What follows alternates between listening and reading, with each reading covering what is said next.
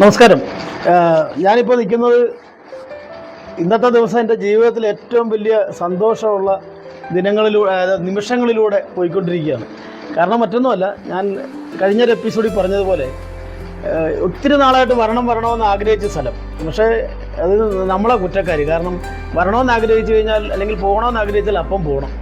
അത് നമ്മൾ പിന്നത്തേക്ക് മാറ്റി വെക്കുമ്പോഴാണ് പിന്നെ അതൊരിക്കലും നടക്കാതെ വരുന്നത്. പക്ഷേ ജീവിതത്തിൽ നമ്മൾ ആഗ്രഹിച്ചുകൊണ്ടത് നടക്കുമെന്ന തെളിവാണ് എൻ്റെ പ്രിയപ്പെട്ട അമ്മമാരോടും ഒക്കെ ഒപ്പം. കാരണം ഞാൻ ഒത്തിരി സ്നേഹിക്കുന്ന, ഞാൻ മാത്രമല്ല, മലയാളികൾ എവിടെയുണ്ടോ അവരെല്ലാം കാണുന്നു. അവരെ ഈ ലോകത്തിൻ്റെ മുന്നിൽ കാണിച്ച നിഷാ സ്നേഹക്കൂടെന്ന് പറയുന്ന സ്നേഹത്തിൻ്റെ ഞങ്ങളെ കൂട്ടുകാരിയുടെ ഒപ്പമാണ് ഇവിടെ നിൽക്കുന്നത്.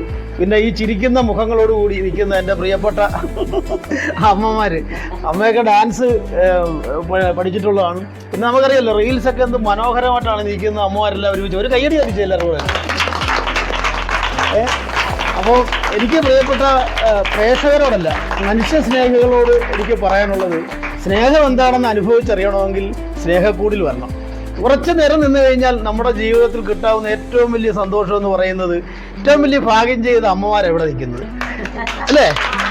സന്തോഷത്തോടു കൂടി ഇന്ന് കഴിഞ്ഞു വിടുന്നേ കേട്ടോ. അമ്മ പറയുന്നുണ്ട് എത്ര സന്തോഷത്തിന് ഇവിടെ കഴിഞ്ഞു വിടുന്നു.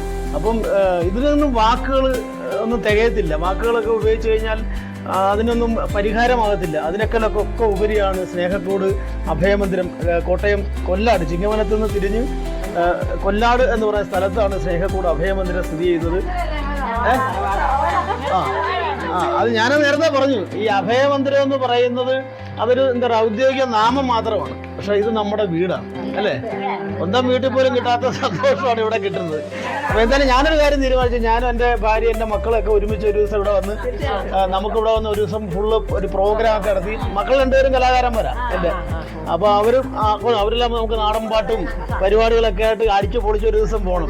അത് ഒരു ദിവസമല്ല, സമയം കിട്ടുമ്പോഴൊക്കെ ഇനി വരാൻ ശ്രമിക്കും. എനിക്ക് സത്യം പറഞ്ഞാൽ ഇവിടെ വയ്ക്കുമ്പം എന്തുകൊണ്ട് എനിക്ക് നേരത്തെ വന്നില്ല എന്നൊരു വിഷമമാണ്. അപ്പോൾ ഒത്തിരി സന്തോഷം. നിരവധി ചാനൽ പ്രോഗ്രാമുകളിൽ ഒക്കെ ഞങ്ങൾ ഒരുമിച്ച് അഭിനയിച്ചിട്ടുണ്ട്. നമ്മുടെ ഭാഗ്യമാണ് ഈ അമ്മമാരോടൊക്കെ ഒരുമിച്ച് ആ ചാനലിലൊക്കെ വന്നിരിക്കാനുള്ള ഭാഗ്യം കിട്ടിയത്. സിനിമാ നടിമാർക്ക് ഇത്രയും പബ്ലിസിറ്റി ഇല്ല കേട്ടോ അല്ലേ? അല്ല, എല്ലാവരും ഇവിടുത്തെ എല്ലാവർക്കും അറിയാം. ഞാൻ പറഞ്ഞില്ലേ, അതാ ഞാൻ പറഞ്ഞത്, നിങ്ങൾ ഭാഗ്യം ചെയ്ത അമ്മമാരാന്ന് ഞാൻ പറഞ്ഞ വെറുതെ ഭംഗിക്ക് വേണ്ടി പറഞ്ഞതല്ല. എത്രയോ പേര് വീടുകളിൽ അകത്തളങ്ങളിൽ ഒതുങ്ങിക്കൂടുമ്പോൾ ഇന്ന് ലോകം മുഴുവൻ അറിയപ്പെടുന്നവരാക്കി മാറ്റാൻ നിഷാ സ്നേഹക്കൂടിന് കഴിഞ്ഞില്ലേ? കഴിഞ്ഞില്ലേ? അപ്പോൾ അതാണ് ഏറ്റവും വലിയ ഭാഗ്യം എന്ന് പറയുന്നത്. അപ്പം ആ ഭാഗ്യത്തിന്റെ കൂടെ ചേർന്ന് നിൽക്കാൻ, മക്കളെ പോലെ നിൽക്കാൻ ഞങ്ങൾക്ക് കിട്ടിയതാണ് ഞങ്ങളുടെ ഭാഗ്യം.